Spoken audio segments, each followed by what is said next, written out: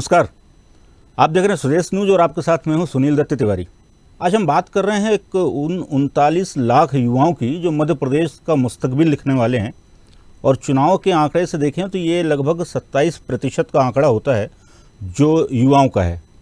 जाहिर तौर पर कुछ ही दिनों बाद मध्य प्रदेश में विधानसभा के चुनाव हैं, सरकार मास्टर स्ट्रोक पे स्ट्रोक खेले जा रही है, और इसी क्रम में मुख्यमंत्री कौशल उन्नयन के तहत सीखो कमाओ योजना की शुरुआत की है कुछ दिनों पहले ही मध्य प्रदेश सरकार ने।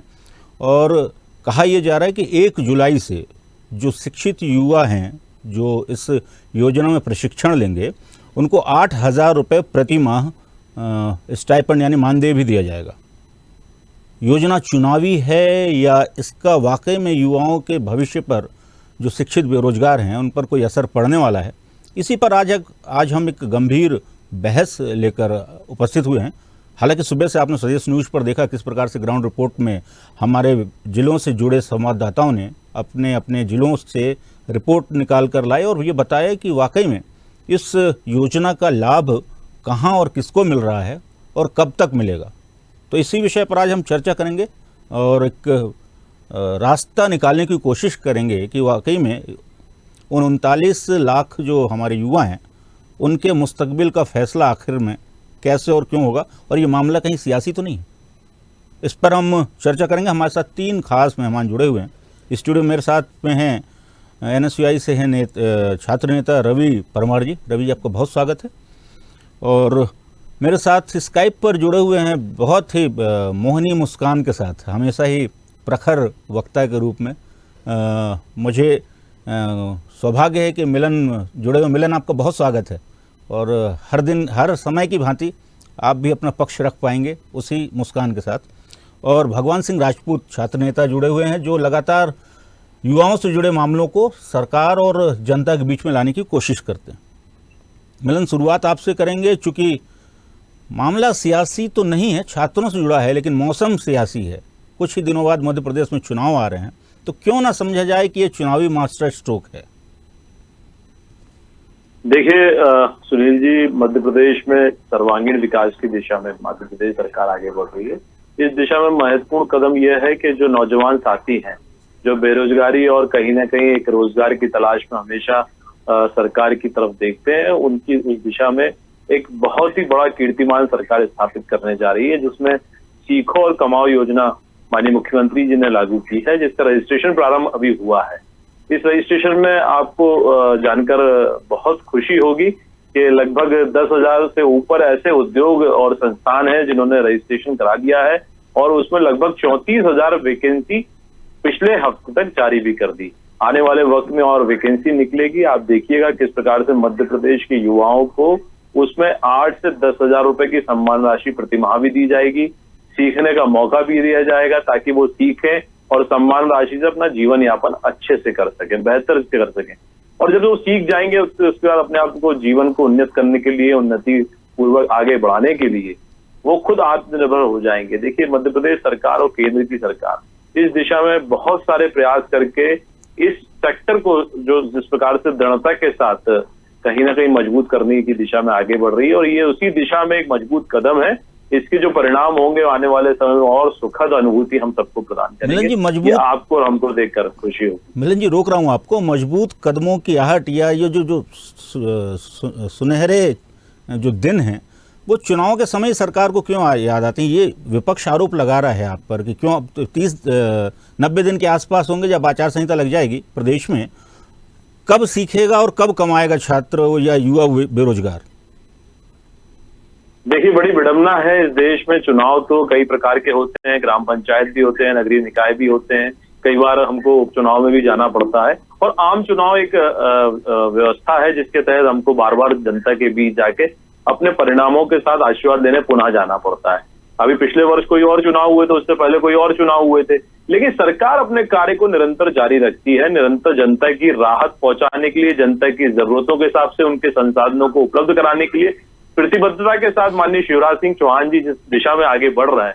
तो विपक्ष तो चूंकि हैरान है, विपक्ष के पास मुद्दे है नहीं, मुद्दों पर चर्चा करने के लिए समय है नहीं। आपको हैरानी होगी, कमलनाथ जी जो विपक्ष के बड़े नेता कहे जाते हैं और कांग्रेस PCC चीफ भी हैं, विधानसभा में एक प्रश्न करते नहीं विपक्षी नेता होने के कारण, लेकिन एसी कमरे में बैठ के आरोप लगाना, चूंकि मध्य प्रदेश और देश के मान को किस प्रकार से चोट पहुंचाई जाए और अपमानित किया जाए, इस दिशा में वो भरपूर होमवर्क करते हैं और अपने नेतागण और प्रवक्तागण को भेजते हैं ताकि मध्य प्रदेश को आप आरोपित करके मध्य प्रदेश के विकास में रोड़ा और बाधा बन सके। देखिए, हम तो चाहते हैं विपक्ष कंधे से कंधा मिलाकर काम करे, अच्छे को अच्छा कहे, खराब को खराब कहे, निसंदेह, लेकिन हमेशा दिन रात 24 घंटे 365 दिन मध्य प्रदेश को अपमानित करना, मध्य प्रदेश को अपमानित करके जिहादी ताकतों के साथ खड़े दिखाना, आतंकियों का समर्थन करना, अपराधियों का संरक्षण करना, मध्य प्रदेश को अपमानित करने की दिशा में जितने ज्यादा कदम से कदम बढ़ाए जाए, विपक्ष उस दिशा में आगे बढ़ रहा है। लेकिन हम इससे विपरीत जाके मध्य प्रदेश को नई ऊंचाइयों तक ले जाने का जो हमारी प्रतिबद्धता है माननीय मुख्यमंत्री जी के नेतृत्व में, उसको हम कर रहे हैं, निरंतर आगे बढ़ रहे हैं। इसकी चिंता किए बगैर कि आप क्या सोचते हैं, हम तो जनता के विश्वास के साथ आगे बढ़ रहे हैं। उसी विश्वास पर हम आम चुनाव में जाएंगे, जनता का आशीर्वाद पुनः हम लेकर आएंगे, ये आप भी देखेंगे। मिलन जी का ये कहना है, रवि परमार साहब, कि आप भले इसको सियासी चश्मे से कुछ भी देखें, मामला बिल्कुल विशुद्ध है। मध्य प्रदेश के युवा बेरोजगारों का कल्याण करना मध्य प्रदेश सरकार की प्राथमिकता है। क्योंकि आप पे सियासी रंग चढ़ा है, इसलिए आपके पेट में दर्द हो रहा है। देखिए, पहले तो ये योजना ये पोल खोल रही कि मध्य प्रदेश में शिक्षा की गुणवत्ता ठीक नहीं है, इसलिए सिखा रहे हैं, ये ट्रेनिंग दे रहे हैं। मतलब मध्य प्रदेश में शिक्षित युवा नहीं है क्या? क्या शिक्षित युवा बेरोजगार नहीं है क्या मध्य प्रदेश में? पहला मैं ये पूछना चाहता हूँ। और जो योजना चालू की है उसमें इनने क्या कोर्स डाले हैं? पंचर जोड़ना, टायर रिपेयरिंग का, Covid frontline worker. Covid frontline worker वो हैं जिनने कोरोना काल में दिन रात अपने परिवार की चिंता बिना कोरोना में मरीजों की सेवा की थी, देखभाल की थी, और उनको वही शिवराज सरकार है जिन्होंने 1 साल बाद नौकरी से बेदखल कर दिया। वो क्या कोरोना वॉरियर्स नहीं है? आज शिवराज सरकार कोरोना फ्रंटलाइन वर्कर बना रही है, जिनको नर्सिंग की एबीसीडी नहीं पता, जिनको पैरामेडिकल की एबीसीडी नहीं पता, जिनको मेडिकल की एबीसीडी नहीं पता, उनको कोविड फ्रंटलाइन वर्कर कैसे बनाया जा सकता है? ये तो मरीजों की जान के साथ खिलवाड़ होगा ना।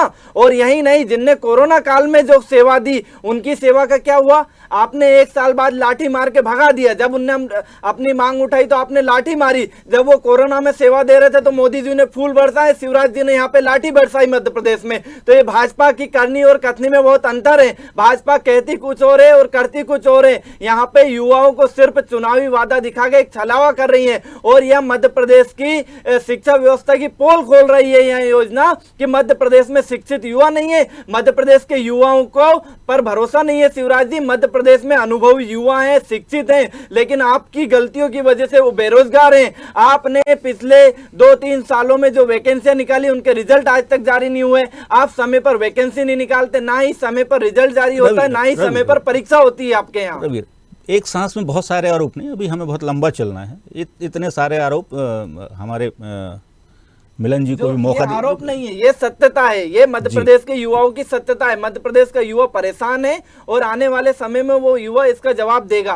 थोड़ा थोड़ा पानी पीजिए। भगवान जी, आप एक निष्पक्ष भाव से मुझे लगता है कि इसकी विवेचना कर पाएंगे, क्योंकि आप लोगों के लिए, छात्रों के हितों की बात करते रहते। आखिर ये जो टाइमिंग को लेकर प्रश्न खड़े हो रहे हैं कि यदि सरकार को युवाओं की चिंता थी तो कुछ अरसे पहले ये चिंता दिखाई देनी थी।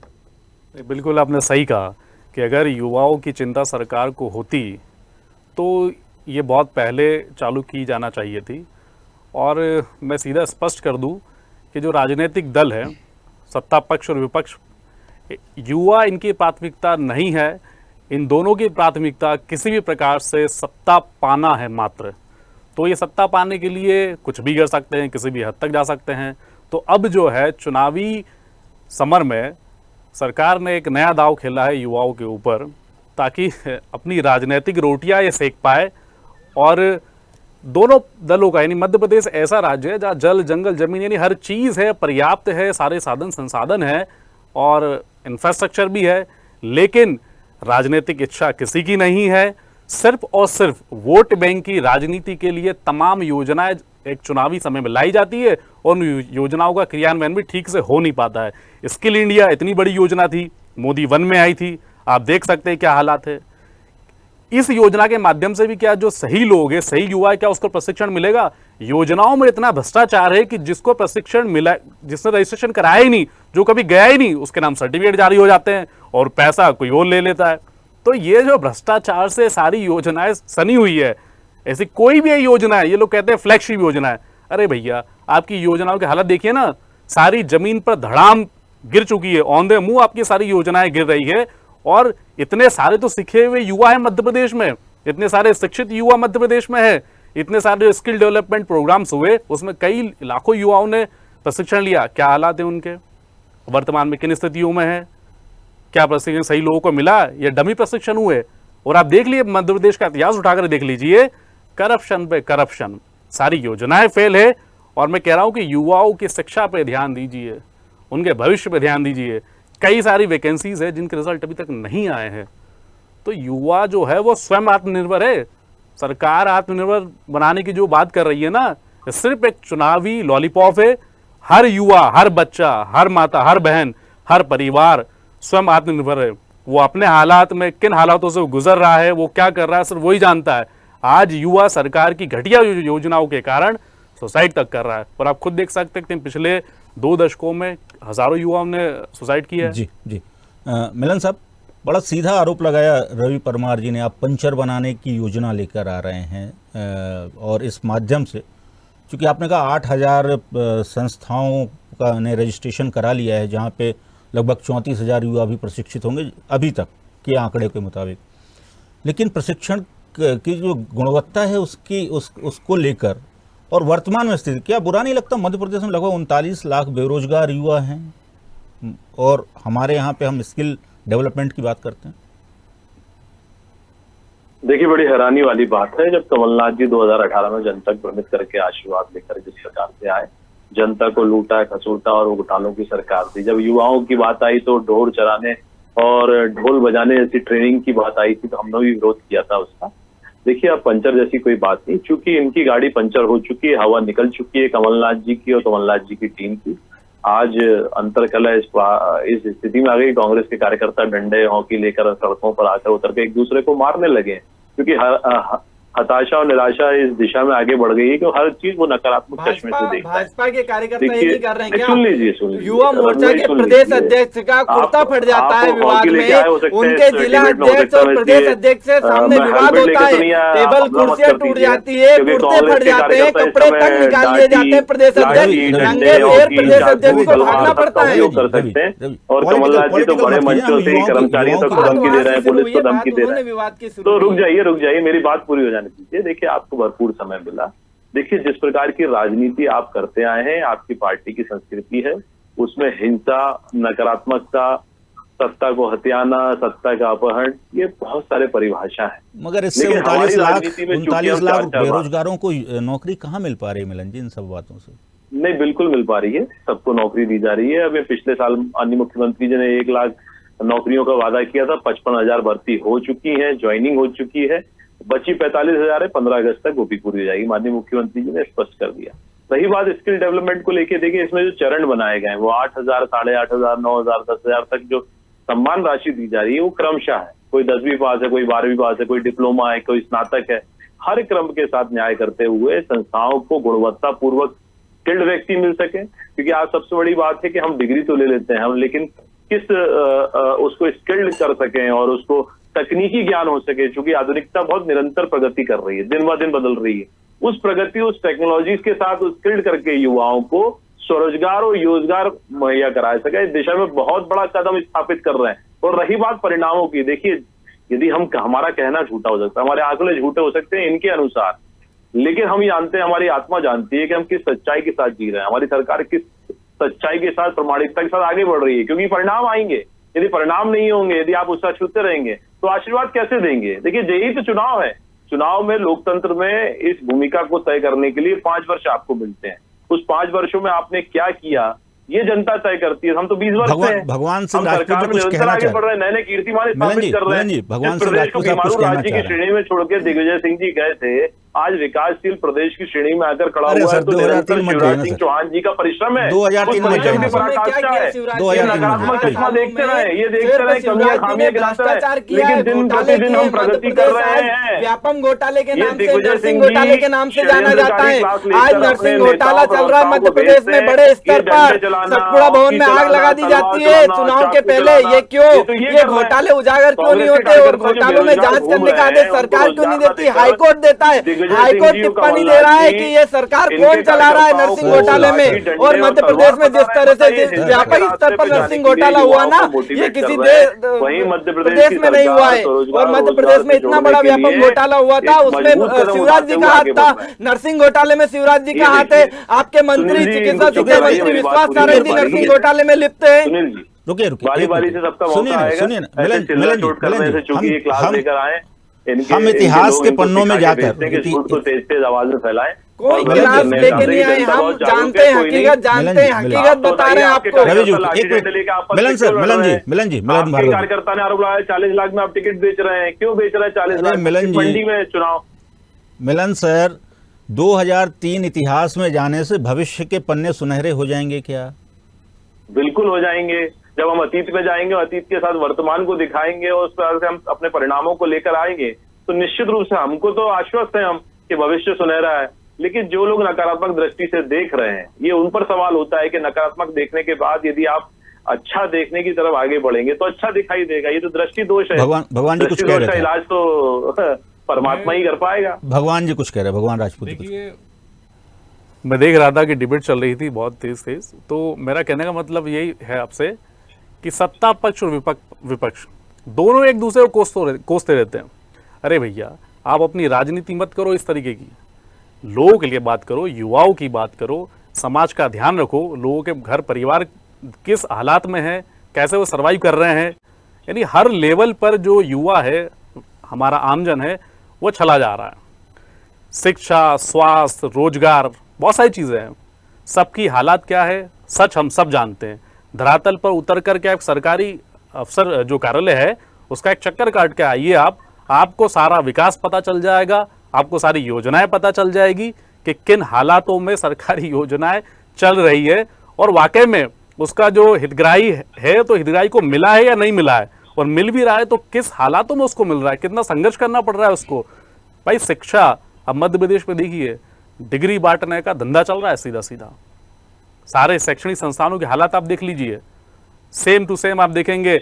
ये स्किल डेवलपमेंट जो प्रोग्राम, मैं चाहता हूं कि युवाओं को ठीक से प्रशिक्षण मिले, प्रशिक्षण के साथ साथ उनको रोजगार भी मिले, और जो हितग्राही है ठीक से उनके पास जो मानदेय तय किया है वो भी उनके पास पहुंचे, और प्रशिक्षण पाकर के वो जीवन में आगे बढ़े, उसकी जीवन की जो दिशा और दशा तय होगी और उसका भविष्य बनेगा। क्योंकि एक युवा से कई लोग जुड़े हुए होते जी, रवि, हैं, उसका रवि, परिवार, रवि। यानी बहुत सारे। मध्य प्रदेश में योजना के नाम पे स्टाइफंड बांटने के पैसे हैं, लेकिन आज मध्य प्रदेश में जो ओबीसी वर्ग छात्र पढ़ाई कर रहा है उसकी स्कॉलरशिप में 15% कटौती कर दी शिवराज जी ने।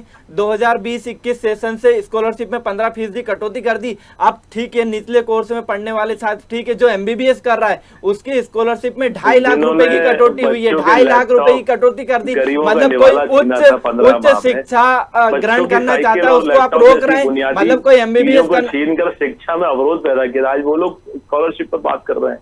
देखिए, आज मध्य प्रदेश के छात्र की स्कॉलरशिप रुकी है ना, आपकी नहीं रुकी ना, मेरी स्कॉलरशिप, मध्य प्रदेश के ओबीसी वर्ग के छात्र छात्राओं की स्कॉलरशिप रोक दी गई है कई सालों से। विधानसभा में प्रश्न करना सीखें, सदन में प्रश्न करें। मेरा निवेदन ये है कि आरोप प्रत्यारोप की राजनीति छोड़ करके आगे बढ़ा जाए। अलावा कर रही है सरकार, और आज ये प्रशिक्षण की बात आरोप प्रत्यारोप की राजनीति छोड़ करके आगे बढ़ा जाए। क्या शिवराज सरकार, आप गारंटी ले रहे हैं क्या? शिवराज सरकार क्या पंचर की दुकान खोल के नौकरी देगी क्या? क्या सिलाई की दुकान खोल के नौकरी देगी क्या? ज्यादा अटेंड कर रहा है मुझे लगता है। क्या आप सरकारी नौकरी देंगे क्या? राहुल गांधी जी को क्यों नहीं शिक्षा दे पा रहे हैं? मुझे लगता है कि आरोप प्रत्यारोप का दौर खत्म करना चाहिए। आरोप प्रत्यारोप से किसी को कोई लाभ होने वाला नहीं है। आगे युवाओं के भविष्य का ध्यान रखा जाए, उनके करियर को लेकर के पक्ष और विपक्ष दोनों काम करने की जरूरत है। चुनावी लॉलीपॉप दिया जा रहा है युवाओं को। युवा आपके छलावे में नहीं आने वाले। मध्य प्रदेश के युवा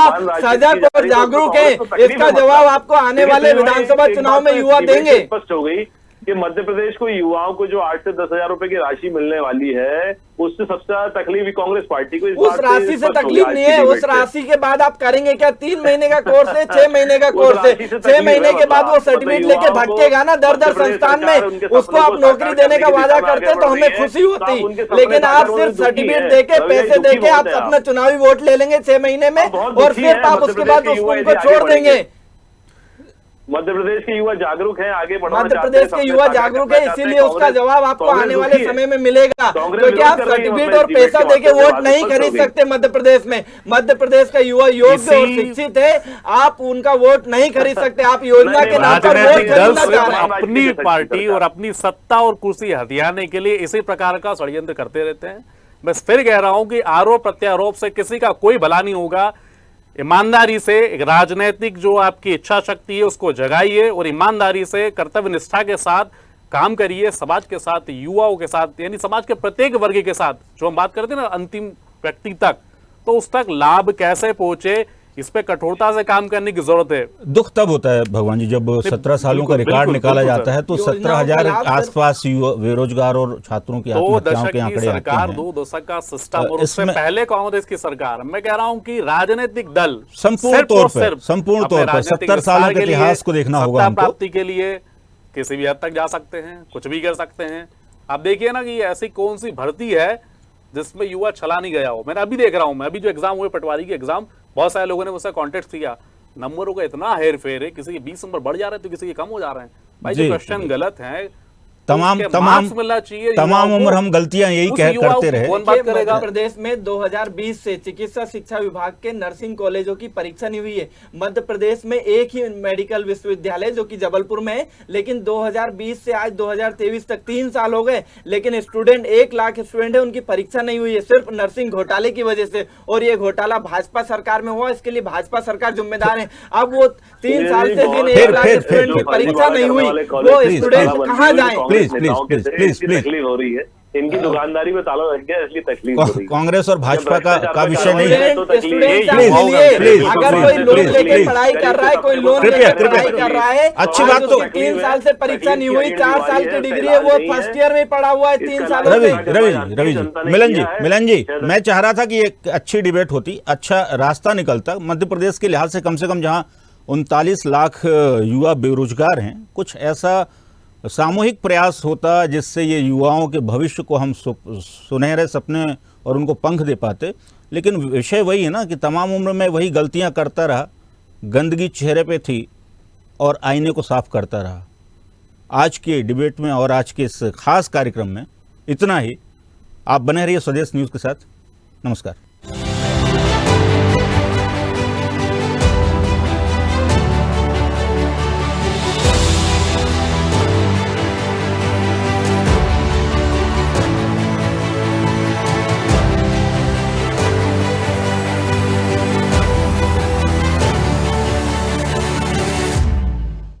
ऐसे ही वीडियोस के लिए हमें लाइक, शेयर, फॉलो और YouTube पर सब्सक्राइब कर बेल आइकॉन दबाना ना भूलें और ताजा अपडेट्स के लिए हमारी वेबसाइट swadeshlive.com पर जरूर जाएं।